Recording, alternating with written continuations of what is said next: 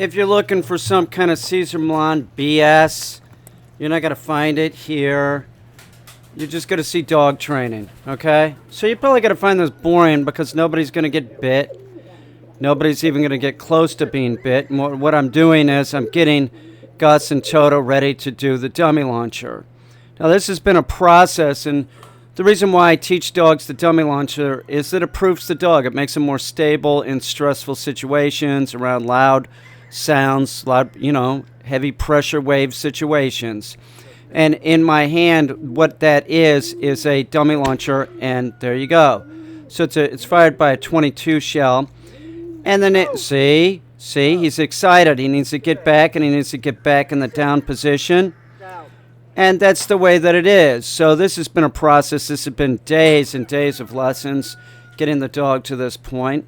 And right now, he's not completely ready to go. I'm putting another load in. He has to do it right before I'm going to release him, because if I would have let him go, get the retrieve itself is positive reinforcement. So he needs to stay in the down position until I release him. I release him with his name, Gus.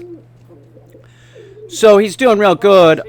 There's an excitability problem with Gus because he's a Labrador. See, he's so excited. He sort of like goes too far out. He's not really sitting at heel. This is all stuff that, we're just trying to work out right now. But if you have a Labrador, there's this myth that Labradors are just like easy to train or something. It's just nonsense. Listen, Labradors are used as guide dogs, and about only 1% of the litter can become a guide dog. Notice how he's going in the down position. He wants to do the retrieve.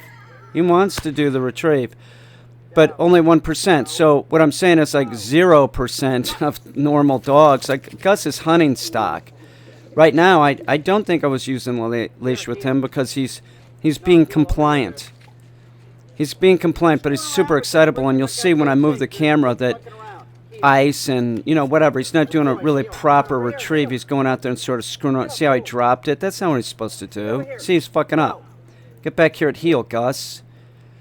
That's the name of the game. Remember, when your dog is excited, when all dogs are excited, that's the point where they make a mistake. They bark, lunge, bite, or just don't listen. You have to work the dog past these points of excitement. That's what I'm doing with Gus, with the dummy launcher. And it's imperative. Every dog that comes here, I work with them. I do this to proof the dog. It's such a valuable thing. Gus will probably never hunt, but that's neither here nor there. He's got to be around these loud sounds. He's being compliant. Watch, there's the sound. He's being compliant. I throw the dummy, and he will go when I release him. Now, before, just 2 days ago, the gunshot was just like so much excitement, he couldn't stay sitting. It caused too much excitement. You have to keep working with the dog. You just don't be like, oh, he can't do it. I knew he could do it. I know all dogs that come here can learn how to do this. It's a process, and each dog sort of learns a different way, but the same way. They do. Toto was taught whole different than Gus was. They're two different breeds of dog. Gus is a Labrador. Taught him how to teach any Labrador. So he needs to wait. And then he goes. And the reason why he needs to be calm before he goes on the retrieve, one, because the retrieve itself is positive reinforcement. So if your dog's jumping around before they go on the retrieve, you're conditioning the dog to be excited, and Labradors are extremely excitable. So this is a dog that is a hunting stock. He isn't like service dog stock or guide dog stock. And like I said, even those dogs that come from that guide dog line and service dog line, only about 1% of the litter can even end up being a guide dog. So he's typical of a hunting dog. It's a great dog. He's a very nice dog, but, it's like all hunting dogs and all high drive dogs. They need to be monitored, and you need to train them the lifetime of the dog. Just to think that, like, Gus is getting trained and that's it, is nonsense. Gus would end up in a lot of trouble. Just because he's been trained doesn't mean that the owners shouldn't still use a crate. If they leave Gus out, he's going to eat the couch or something. He needs to be crated. He needs to be worked with daily. That the whole thing of it is why you get the dog trained, is so that you can work with him. And if you're not going to work with the dog, why'd you get the dog? That's the point. And you're talking about an 80-pound dog. You know, he's an 80-pound dog that can get excited and spin into you and hit your leg. You have to maintain control. You can't just let the dog do whatever. See how excited he is, like running out there? See, he's not bringing it right back because he's so excited. He's not really doing a proper retrieve. He's doing it, though, which is great. Thumbs up, Gus. See how he dropped it there? That's not good. I'm bitching him. I'm like, pick it up and bring it fucking over here, dude. If I would have just let him get away with it at this point, they'll just stop doing it. They'll just stop responding. You have to continue training the dog. Of course, in 3 years, training is less. It is. But a dog like this, after going home from a board and train, you're looking at, you know, you should be able to work with the dog 10 minutes in the morning, 10 minutes in the afternoon, 10 minutes in the evening. Don't waste your time walking the damn dog. You want to do that Cesar Millan bullshit, walk the dog for 45 minutes to make it tired. Train the dog for 10 minutes is equal to 45 minutes or an hour of walking. And you end up with a trained dog. You have to condition in the commands. You have to do that, or else you're just like, what? You're just going to tire the dog out? Why did you get the dog? All dogs need to work, and all dogs need to be trained. He's functioning pretty damn good. Seriously, he's functioning pretty damn good, but that doesn't mean that training would stop. Training's still working. Yeah, I'm still working this dog. Even as I walk to go get the camera, right? I'm making sure that he sits there and doesn't move. That doesn't mean that he would do that for the owners, unless the owners take lessons after the board and train. The dog would not listen for anything and won't do anything, and everybody should know that. If you get your dog trained, you need to take the appropriate amount of lessons that the trainer tells you to take. If you don't, the dog won't listen. You need to clone yourself into the dog trainer. If you have a dog like this, too, a cattle dog, yes, it's a smaller dog. Once again, you have a high-drive dog. You get a dog that's like this, that isn't trained and isn't listening, bites somebody or something, it ends up in an animal shelter, please. I don't even want to hear it. Labradors are the most popular breed in the United States. Do you know how many labs go into shelters every year? It's ridiculous. My girlfriend Katya was saying, out of all the labs that she's known, Gus is the only one that can be compliant. And when I think about it, I'm not talking about the dogs that I've trained. I'm talking, or the hunting dogs that I knew as a kid. I'm talking about just in general. Like, I had a pet service in New York City. I made dogs heal. Now, look at how she is being uncompliant.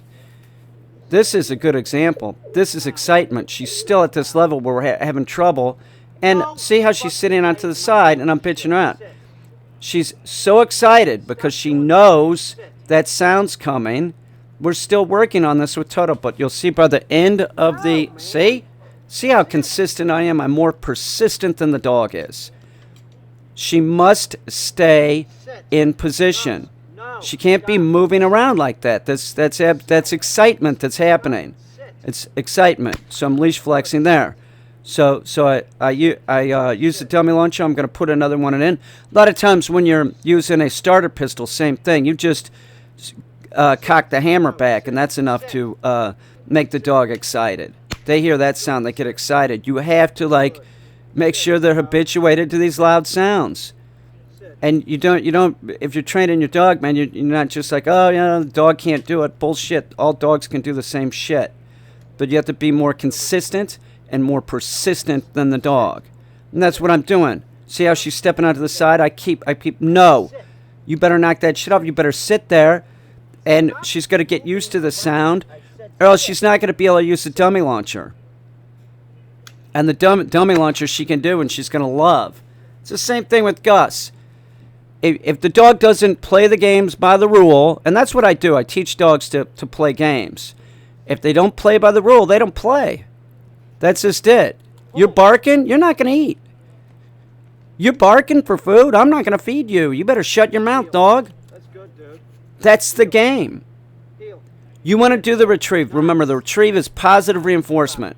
So if the dog is being a douche before the retrieve, and you let it on the retrieve, you let it go for the retrieve, you're just conditioning it excitement. You're exacerbating problems with your dog.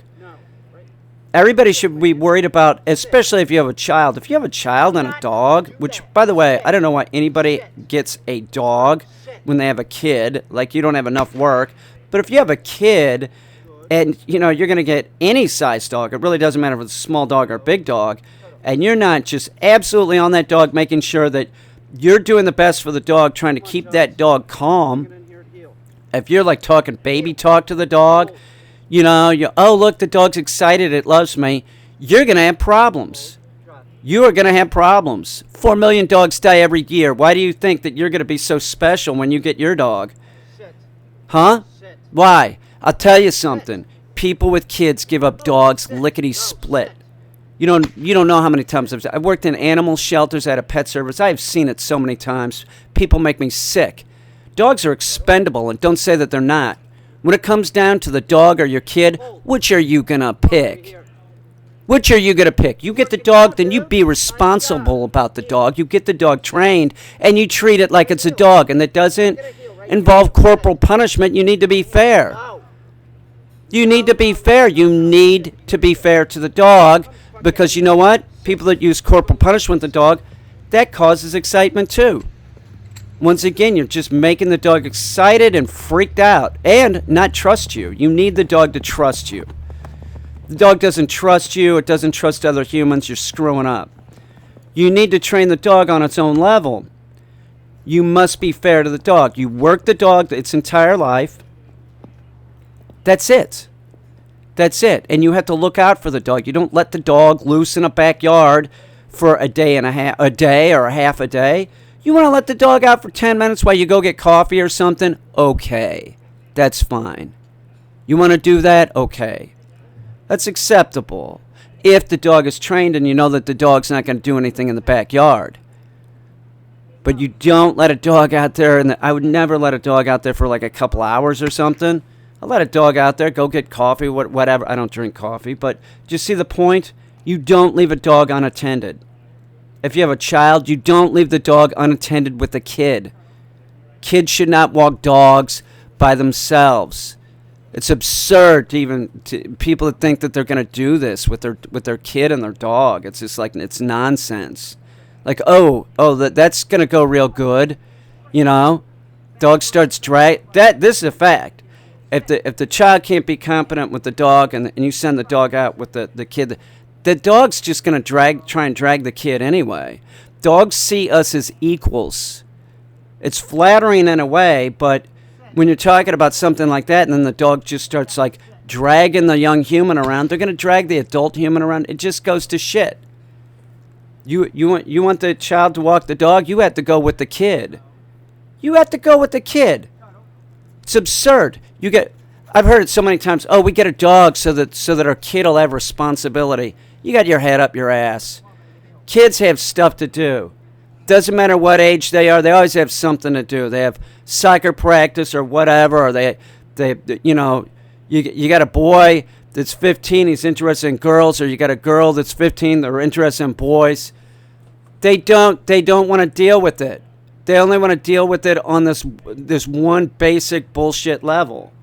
You get a dog, the adult has to take care of the dog. That's it. You got a kid, you're asking for more responsibility. You clearly don't have enough responsibility, so you want more. That's why people get dogs. I want more work. I want more work. Well, if you're going to do it right. Don't do it BS. You get your dog trained. You keep training the dog can live in a family. That's true. But I'll tell you something. Generally speaking, about 50% of the bites in this world are adults and are children. Okay, and generally speaking, the statistic is that like the parent has said like, you know, stay away from the dog or something, and then the child doesn't listen and goes back in and gets bit. That's how it happens. So you can't be on the phone. You have to monitor them, and maybe you need to put the dog in the crate. You want to keep the dog, work the dog its entire life, respect the dog for what it is, a subspecies of the wolf, and you have to monitor the dog around kids, and you can't leave the dog unattended. You use crates. Don't be stupid. No, sit.